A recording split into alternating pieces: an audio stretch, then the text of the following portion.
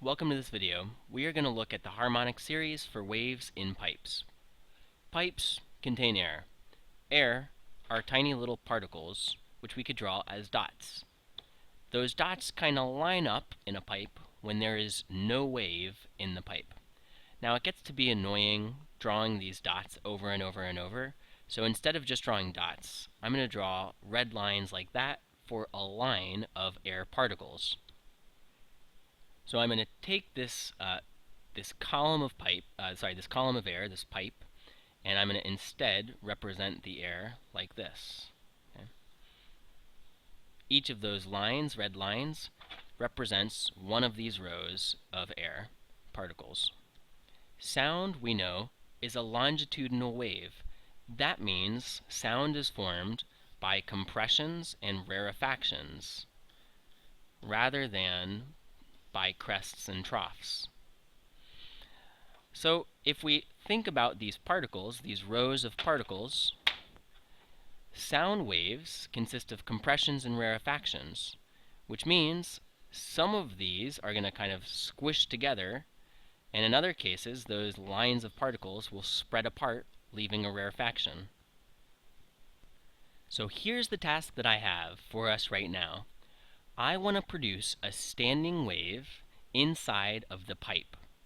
My medium is the air, and the air will compress and expand to form a standing wave. The locations of compressions won't change. The location of expansions won't change. Right. To form a standing wave, we need to consider the boundaries. Wherever you have a fixed boundary, like on the left, you have a node. Wherever there's a free boundary, like at the open end, you have an antinode. That's something we learned in another video. Just as a quick recap, the wall here acts like a clamp, which prevents those particles from ever moving to the left. And then also, because they can't move to the left, they can't oscillate at all. So they don't move to the right either. That means if I look at my rows, my lines here, right, when I form a standing wave, this one will never move. And when I form my standing wave, this line will move the farthest. They will have the maximum displacement. They will be the antinodes. So after I let my standing wave form, I take a photo, and the lines of particles look like this. The particles on the far left haven't moved, we said, and the particles on the far right have undergone the maximum displacement. They've been pushed really far over to the left. So let's just take a look real quick. The second row of particles here have been shifted a little bit to the left. These have been shifted far to the left. These particles have not been shifted at all. So that's another node. That's a location where there was no shift, no motion by the particles. These particles have been moved really far. These have been moved kind of far, less far though, and these are in the exact same spot as before. So that's another node. Those particles didn't move. We have small displacement, big displacement, zero displacement, another node. Big displacement, small displacement, and zero displacement. Medium or small displacement, big displacement, and zero displacement. And big displacement, small, and zero displacement, that's another node. Medium displacement, and then big displacement at the end. Whoops, and I think I forgot a node. Of course, the first one, the very first line of particles, is a node because of our boundary condition. Now let's mark the antinodes. Wherever I've made a big line, that particle right here, that line of particles, is an antinode. So there's an antinode there. These particles also went through big displacement, so that's an antinode. These ones went through a large displacement, that's an antinode. These here, that's an antinode. These here, that's an antinode. And these here. So it's getting a little messy here. Let me take away those green and blue lines at the top. So what we see is that between every two nodes, there's an antinode. That's exactly what we saw when we did transverse standing waves. A transverse standing wave starts like this. After a little while, it's like that. And the point is that between every two nodes, there's an antinode. And between these two, there's an antinode. So we see the same pattern in the case of a longitudinal standing wave in a pipe. Now, the first thing that we have to notice is this. Let me move this down just a little bit more.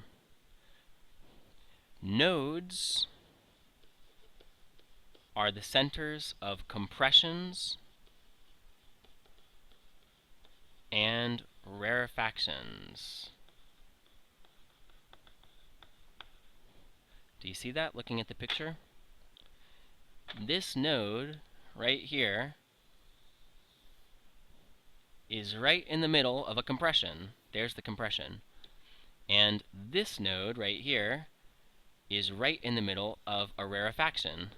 There's the rarefaction. So nodes form the center of compressions and rarefactions. And those are the positions that don't change. Wherever you have a compression, there's high density, high pressure. Wherever you have a rarefaction, low density, low pressure. So at nodes, you get the max pressure and you get the minimum pressure or density. Right? The higher the density, the more compressed, the more scrunched together they are, the higher the pressure, because they're all pushing on each other here. They're all pushing against each other. And here, there's very few pushing on each other, so the density, the pressure is low. Good. Now, what do we know about standing waves? The location of crests, in the case of a string, they always stay the same, and the location of troughs stay the same. So this crest will turn into a trough after half a cycle, and likewise, the trough will turn into a crest after half a cycle. Oops. Bring that back down. So the compressions, this compression will turn into a rarefaction. After half a cycle, it'll be really spread out right there, something like that. And this rarefaction will be a compression, right? And this one will be a rarefaction. Oh my gosh, this is getting messy. This compression will turn into a rarefaction, and this compression will turn into a rarefaction, causing this one, this node, will become, it was a rarefaction before, and now it's a compression. You see how sloppy this drawing is. I don't even know if I did it right, because it was so hard to tell where my lines were. Right? There's a clear advantage to drawing transverse waves. If you want to show where the wave moves to after half a cycle, you just do a dotted line. It's so simple, so easy. We cannot make dotted lines in this picture, so we can't show where the wave goes after a little time. Instead, this is what we do. We take that longitudinal wave, and we are going to convert it into a transverse wave like this. Here's how that works. Every node is on the center line, so here's a center line, here's a center line. So I put dots where my center lines will be, and every antinode is either a crest or a trough. So we're taking our longitudinal wave, we're going up to a crest, like this. Right? Oh, this is not a very good drawing. There, that's decent. I've just converted my longitudinal wave into a sine curve, into a transverse wave. And if I want to show where that wave will be after a little time, now I can just draw a dotted line, like this. So this is a much more convenient way of drawing longitudinal waves. Right? In the end, we simplify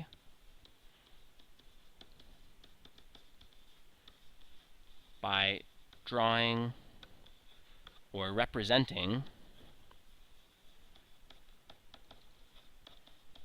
longitudinal waves as, let's just say, sine curves.